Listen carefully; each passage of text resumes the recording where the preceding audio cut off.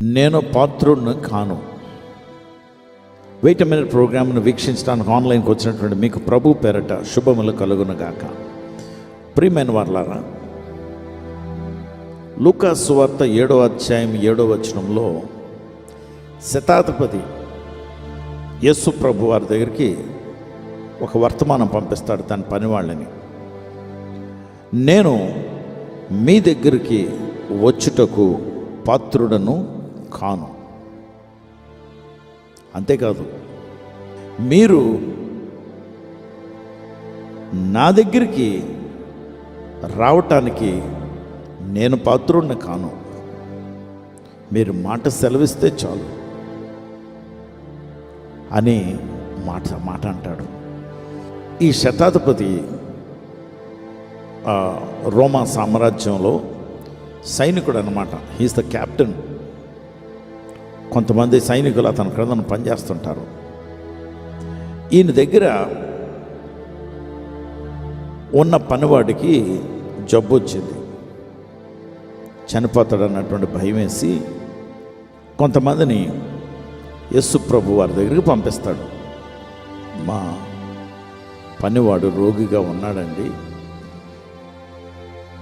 ఇంకొంచెం మీరు ప్రార్థన చేస్తే బాగుంటుంది, మాట సెలవు ఇవ్వండి అని.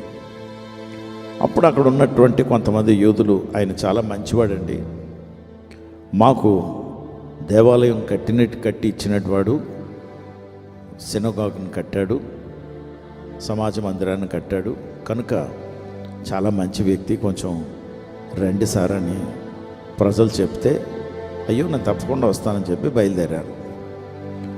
బయలుదేరితే ఈయన బయలుదేరారు, ఇంటికి వస్తున్నారని కబురు కొంతమంది తీసుకెళ్తారు ఆయన దగ్గరికి. శతాధిపతికి 100 మందికి క్యాప్టెన్ ఆయన వెంటనే యేసు ప్రభు వారి దగ్గరికి మళ్ళా వర్తమానం పంపిస్తాడు. అయ్యా, నేను మీ దగ్గరికి వచ్చి అడగటానికి కూడా నాకు యోగ్యత లేదండి. ఎంత తగ్గింపండి, 100 మందికి క్యాప్టెన్ అండి. అంతేకాకుండా మీరు నా ఇంటికి రావటానికి కూడా నేను అర్హుడిని కాదు. నేను మీ దగ్గరికి రావటానికి నాకు అర్హత లేదు. మీరు మా ఇంటికి రావటానికి మాకు యోగ్యత లేదు. స్తోమత కలిగినటువంటి వ్యక్తి, ఆ సమాజంలో అతని గురించి మంచి పేరు, మంచి కార్యాలు చేసినవాడు. ఏమాత్రం కొంచెం స్తోమత ఉన్నా నేనేం చెప్తానంటే, మేము రమ్మన్నామని చెప్పండి,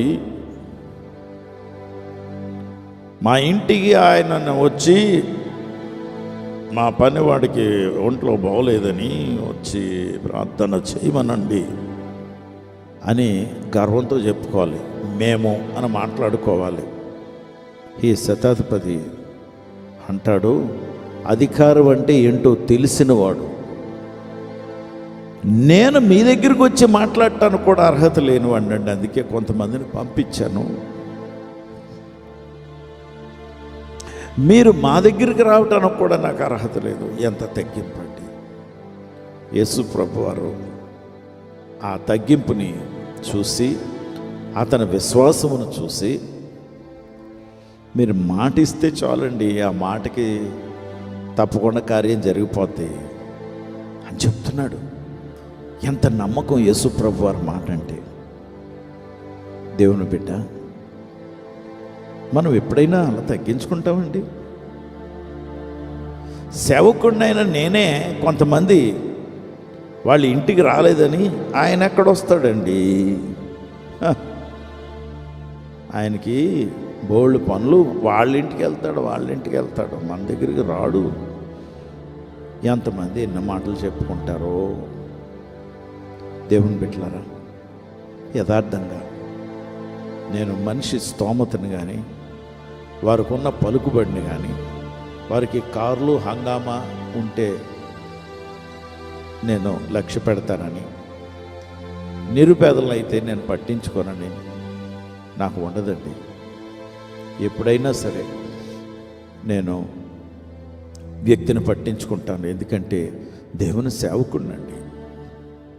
కానీ దేవుని బిడ్డలారా, యేసు ప్రభు వారు అతని తగ్గింపును విని చూసి ఇజ్రాయేలులో ఇంత విశ్వాసం ఉంటుందా అని హర్షించి మాట సెలవిస్తారు. ఈరోజు నువ్వు తగ్గించుకుంటున్నావా? దేవుని బిడ్డ, నువ్వు తగ్గించుకోగలవా?